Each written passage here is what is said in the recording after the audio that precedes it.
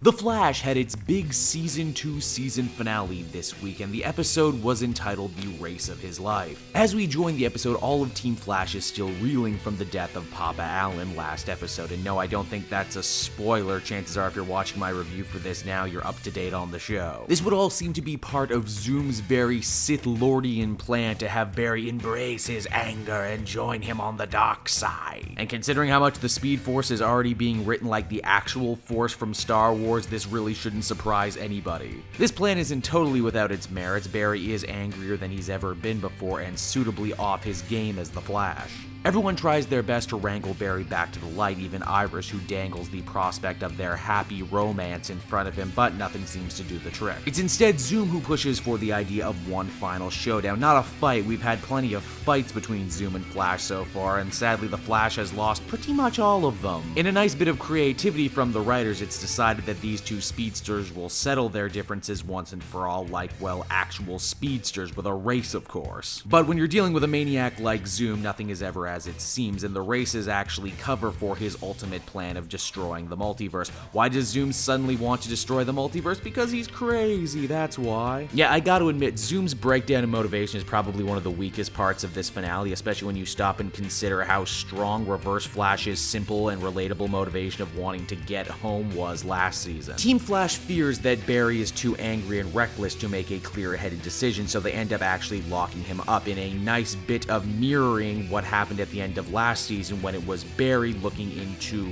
Reverse Flash on the glass. Now it's the other way around and Flash's friends are looking at him through the glass. This means that all the non-superhero members of the show are going to have to try and defeat Zoom on their own. A very risky prospect, but they do have a plan. It's not a great plan, as I'm going to discuss, but they have it. They figure if they can lure Zoom out and trank him, then they can very well use Cisco's vibe powers to send him back to his own Earth. Of course, this wouldn't actually defeat him because, as we've seen before, he can travel in between Earths at will now. It is, if nothing else, nice to see how far Team Flash have grown in their confidence and as characters since the beginning of the season. You get the feeling that they're more than just tag-alongs now in tech support. They can actually go out in the field and make stuff happen for themselves. Well, everyone except for Iris. She pretty much sits on her hands, which is unfortunate. It's Joe who by far probably gets his coolest moment he's had in a very long time as he jumps at Zoom with 2 trank needles. This plan, as we pretty much knew it would, ends up backfiring in a major way against Team Flash, and Joe gets himself kidnapped. This sucks for him, but it's good for the audience because it means he can ask the important question of who the hell is the man in the iron mask, and for once, Zoom actually answers that question. And after almost a full year of fan speculation, who could it be? Who could it possibly be? It was Jay Garrick. Yes, the real Jay Garrick from Earth 3, in fact.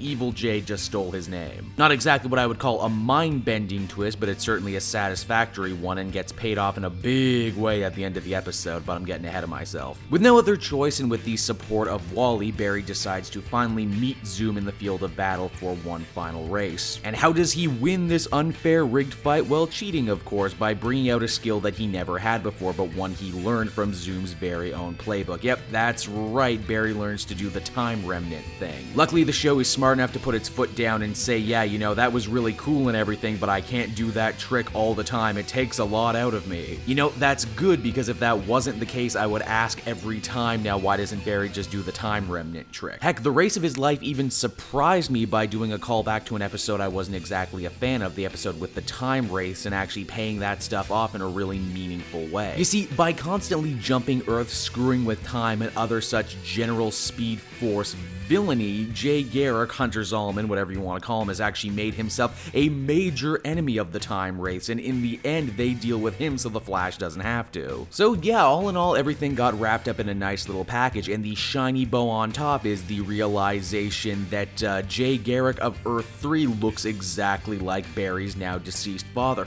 and he even gets his own costume, and oh my god, it's so beautiful and accurate, it looks great, I love it. Wow, just think about this, at the movies, DC and Warner Warner Brothers can barely get Superman and Batman right. Meanwhile, on the small screen, on the freaking CW, we get an absolutely pitch-perfect version of Jay Garrick. How sick is that? Although I must admit, I was a little bummed that awesome Jay Garrick had to leave at the end with the Earth 2 people to try and get back to his own Earth. But oh wait, we're not done yet. There's more. There's even more to this episode. You see, Barry is so depressed and so dejected even after winning the day, he decides the only cure for his depression is to try and go back in time and save his mother from her death. Yep, that's right. It took 2 seasons, but the show writers have actually managed to pull the trigger on the Flashpoint Paradox. For those of you out there who don't know what the Flashpoint Paradox, or Flashpoint is for that matter, basically, it was a story from the comics where Barry did just this, went back in time to try and save his mother. And it had positively disastrous results. And you know what?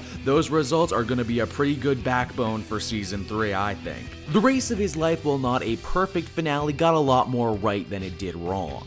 The 3 pillars of the Flash show are very much on display here, those being action, heart, and spectacle. Barry and everyone else went under major changes this season, some for the best, some for the worst. The lore of the Speed Force was built up in a really meaningful way. Wally is now perfectly waiting in the wings to become Kid Flash once the show decides they need another speedster on hand. And why, yes, he and Iris even kissed. All in all, a good time was had by all. Overall, I would feel positive giving this one an 8 out of 10. Hey everyone, thanks so much for watching my newest video. I hope you enjoyed it, and while you're here, why not check out another video I have on offer, or maybe if you're feeling in a supportive mood, you want to like or subscribe. And if you want to support the creation of more videos just like this one, then please by all means check out the Cape Joel Patreon. A little bit goes a very long way, and I will see you all next time.